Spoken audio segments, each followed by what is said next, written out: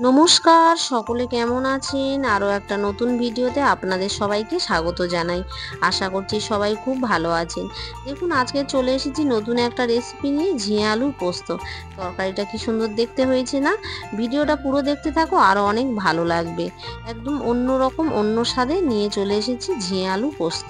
প্রথমে দেখো, আমি কয়েকটা ঝিঙে নিয়ে নিয়েছি। ঝিঙেগুলো ভালোভাবে ধুয়ে তারপরে কেটে নেবো, কারণ ঝিঙে কেটে ধুলে তার মধ্যে অনেকটা জল থেকে যায়, তরকারিতে অনেকটা জল বাড়ায় এবং ঝিঙেগুলো একদম নেতিয়ে যায়। ঝিঙেগুলো যাতে একটু শক্ত ভালো দেখায় থাকে, সেই জন্য প্রথমে কেটে ধুয়ে নেবো। এদিকে শিলের মধ্যে পোস্ত নিয়ে নিয়েছি, সেটা বেটে নেবো। নিয়ে কড়াইতে দিয়ে দেবো।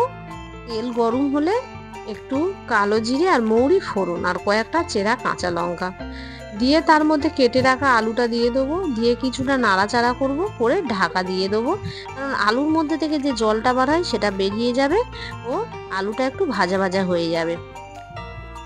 আলুটা ভাজা ভাজা হয়ে গেলে তার মধ্যে দিয়ে দেবো ঝিঙেটা দিয়ে কিছুক্ষণ নাড়াচাড়া করার পর বেটে রাখা পোস্তটা আর ওর জলটা একসাথে দিয়ে দেবো। দিয়ে কিছুক্ষণ ওটা নাড়াচাড়া করার পর একটু ভাজা হলে তখন তার মধ্যে একটু পরিমাণ মতো জল দিয়ে দেবো। বেশি জল দেওয়া যাবে না, কারণ ঝিঙে আলু পোস্ত তরকারি বেশি জল হলে একদম খেতে ভালো লাগবে না, আর ঝিঙে থেকে কিছুটা জল বার হবে। তাই পরিমাণ মতো কম মতো জল দেবো, যাতে আলুটা সিদ্ধ হবে এবং একটা গামাখা বা শুকনো ভাব মতো হবে। এদিকে ঝিঙে আলু পোস্তটা নেড়ে চেড়ে একটু ঢাকা দিয়ে শিলের মধ্যে ফের একটু পোস্ত নিয়ে নিয়েছি। ওই পোস্তটা বেটে শেষে শেষে নামানোর আগে দিয়ে দেবো। দেখতে থাকো, আলুটা সিদ্ধ হয়ে গেছে।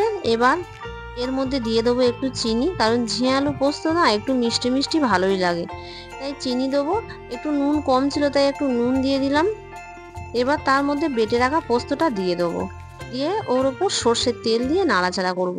ঝিঙে আলু পোস্ত তরকারি আপনারা অনেকে অনেকভাবেই খেয়েছেন, একবার এইভাবে খেয়ে দেখবেন, খুব ভালো লাগবে। এই যে পোস্তটা আর একটু গোলমরিচের গুঁড়ো দিয়ে দিলাম, এই যে তরকারি নামানোর আগে যে পোস্তটা দিলাম, এইটাই তরকারির স্বাদটা অনেকটাই বাড়িয়ে দেবে।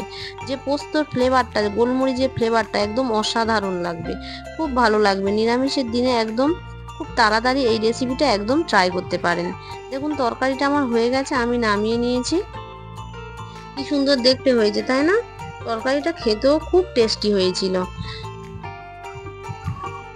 বন্ধুরা, ভিডিওটা যদি ভালো লেগে থাকে অবশ্যই একটা লাইক কমেন্ট শেয়ার করো, আর একটা সাবস্ক্রাইব করো, বন্ধুদের সাথে শেয়ার করো।